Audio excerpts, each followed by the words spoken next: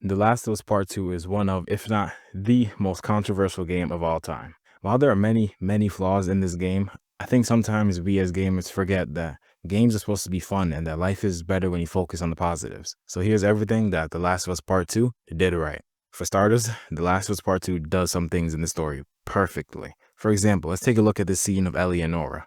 This is the first time that Ellie is using her immunity as a weapon, and she's able to stay underground to get the information she needs from Nora, and then this scene proceeds to play.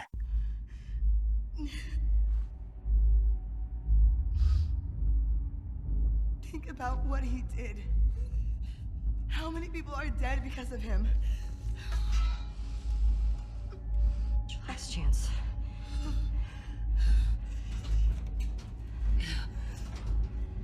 I'm not giving up, my friend. This scene is great. It highlights and helps us remember what Joel has done to the Fireflies, but it also shows just how hypocritical Nora is, as any human would be, especially in times like this. We know why she would think that, because as a Firefly, she was being sold the idea that the vaccine would save the world and that they're the good guys. But as most humans are, Nora is wrong and loud. And this entire conversation forces Ellie to at least be reminded of why this is all happening and what Joel did. But the only thing on her mind right now is avenging the man who raised her. Another great scene in the story comes at the end, where months after the big theater fight, Ellie, Dina, and JJ are a family and have a home. But after Tommy gets a tip on Abby's possible whereabouts, Ellie sneaks away in the night and starts packing to go to Santa Barbara, which is where they think Ellie is. But then Dina gets up and we get one of the best written scenes in the entire game. Dina is fighting and pleading for Ellie to stay, but Ellie just can't do it. She's suffering from extreme PTSD and she doesn't think it will get better until Abby is dead. And the best part about this is that both sides are completely understandable. Ellie may be quote-unquote wrong, but it is still completely understandable why she wants to do this. She said it herself, she doesn't sleep. And especially in a world like this where your morals don't really matter that much, why not get revenge? Especially if you think it'll help you. It's pretty amazing writing, and while simple, still great, especially in a game like this. I'll give Neil Druckmann that. He's very good at writing humans. Another thing the game does well to help bring enjoyment levels back up is the flashbacks with Joel and Ellie. Besides the serious moments and conversations, they help lighten the mood a bit and allow us to have some more moments with our favorite duo. I mean, this was probably my favorite part of the entire game, I'll be honest. Now, it doesn't progress our actual story much, but it does provide a much needed break during all of the insanity.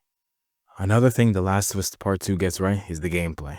It's still great to play and feels smooth as ever. Little changes like Ellie being able to go prone or not needing to craft shivs to take out clickers or being able to craft a silencer. It really just makes something that was already great even better.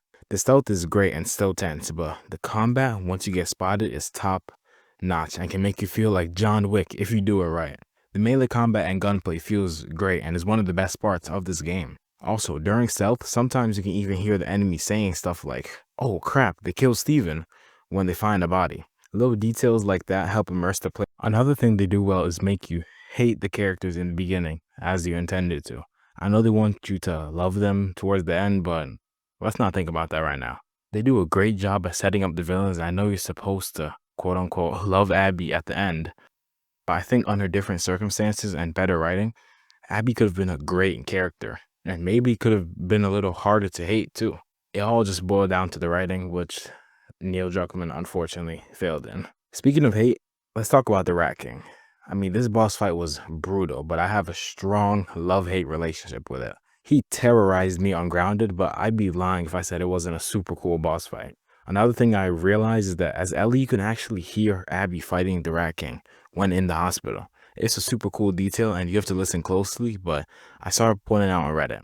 There's a little discourse as to whether that's actually what you're hearing or not, but my headcanon is that that's him. And while this game's pacing may not be anything to marvel at, I'd argue and say that for the first 40% or the first half of the game, the pacing is pretty decent, or dare I say good. Playing as Ellie and Seattle before you even touch Abby is honestly fun, and I thought I'll be in for more of that, and I would not have complained at all. Unfortunately, I was sorely mistaken, but hey, We got to ride around on a horse with Dina and hunt down the WLF, so there's a win. Man, if the rest of the game was like that, I think much more people would be happy. I know Naughty Dog just showed off the new game at the Game Awards. We can only hope the third game is coming out soon so we could just see that The Last of Us Part 2 was all a dream. So, while The Last of Us 2 isn't the greatest game of all time, it still has some redeeming qualities. And with all the negativity in the world, let's pause and take a second to appreciate the good things in our video games, even if very few. Being positive is more fun and is better for you, you know? So I encourage you guys to go and find at least one positive thing to do or say to someone. If there's any other game you'd like me to make a video like this on, then let me know in the comments. And if you enjoyed the video and want to see more like this, just leave a like and subscribe. It'll help me out a lot, and I'll know you actually enjoy this. Other than that, guys, have a great day. Stay safe, stay very hydrated, and stay loving.